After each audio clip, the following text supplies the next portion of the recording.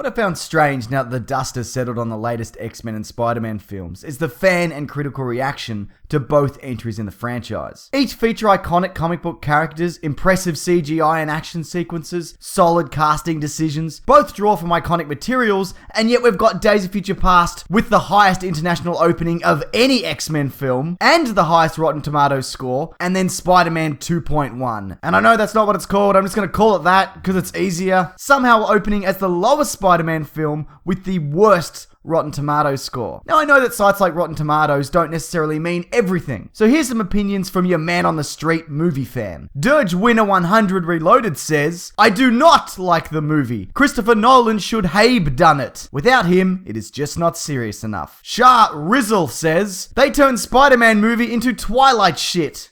Fuck. Followed closely by Santiago Benegas stating, this movie is horrible, and the Green Goblin looked like shit with the terrible makeup. Mr. Fleck echoes this sentiment with, this movie sucked a lot of balls. Well, most of that was insane. Anyways, inarguably, the most recent Spider-Man series is more accurate to its comic incarnation than any of the characters in the X-Men films. The X-Men films are constantly melding together mutants and altering their powers, plus their role in the team, plus the costumes, which are just like, I mean, everything. Pretty much everything is different. And if you've read the Days of Future Past comic, you'd know that it's really just that story in name only. The X-Men movie continuity also is broken. I mean, less so after the recent time shift, but it's still broken. Spider-Man 2.1, on the other hand, adapts the classic Death of Gwen Stacy story, has the most comic book accurate Spider-Man suit and web swinging we've ever seen. It includes villains that are, alright, some of them aren't exactly spot on, but Spider-Man himself is more Spider-Man than any Spider-Man that's ever Spider-Maned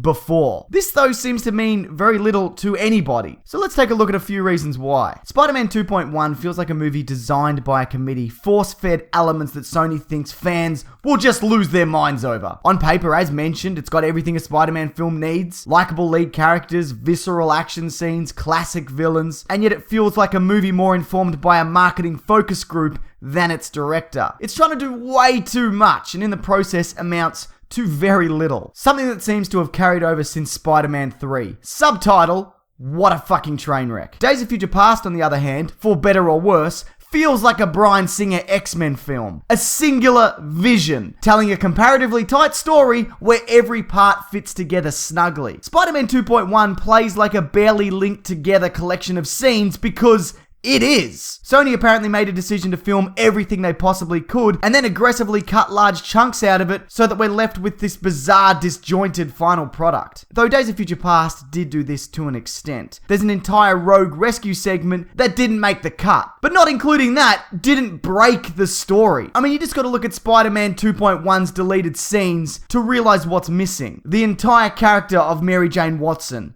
Gone now. Nowhere to be seen. Though that's probably a good move, to be fair. Multiple scenes involving Oscorp monitoring Peter Parker's activity. A post-credits stinger featuring a reanimated Norman Osborn head. And a rumored Green Goblin attack on Oscorp. And the way the movie flows, or more accurately doesn't, makes this evident, and is the reason why fans are demanding a director's recut. Even with elements of time travel and multiple timelines and the revival of long-dead cast members, some of which are sort of explained, not really, Days of Future Past manages to tell a more coherent story. And that really shouldn't be the case. But it is. There are some truly subpar X-Men films. I mean, The Last Stand isn't good by any stretch, and X-Men Origins Wolverine is probably the worst film ever made. However, after it was clear that cinema goers weren't going to put up with any of this nonsense, the X-Men franchise completely shifted direction. Let's hire some good directors, they said. Let's not shoehorn in as many mutants as we can, they said. Let's set an X-Men film in one of the most pivotal decades in recent history, they said. Let's make a Wolverine solo movie that's not brilliant, but you know, it's pretty good.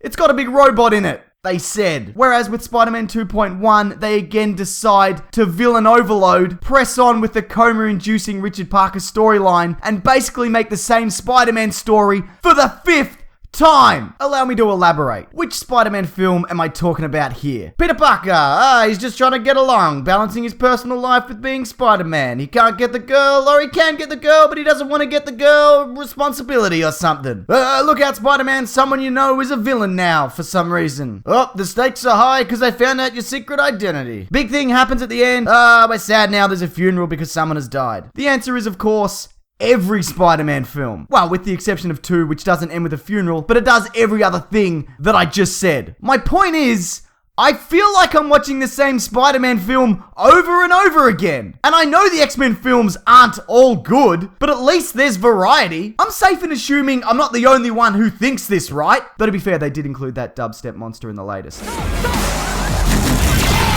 Never seen that before. Look, I'm not saying The Amazing Spider-Man 2 is all bad. And I'm not saying X-Men Days of Future Past is the best film ever made. I don't even think it's the best X-Men film. If you do want to see my actual reviews for those, you can find them on my channel. What I'm trying to drive home here is, Sony have been pushing the same Spider-Man film on us since 2002, refusing to consider someone else taking on the mantle, but with some vague promise of a couple of villain spin-off films down the line that surely they've now reconsidered. Not that I doubt they'll go ahead with them anyway. But Fox, like them or not, are moving forward with their franchise, exploring new territories, making people excited for the future of the X-Men universe.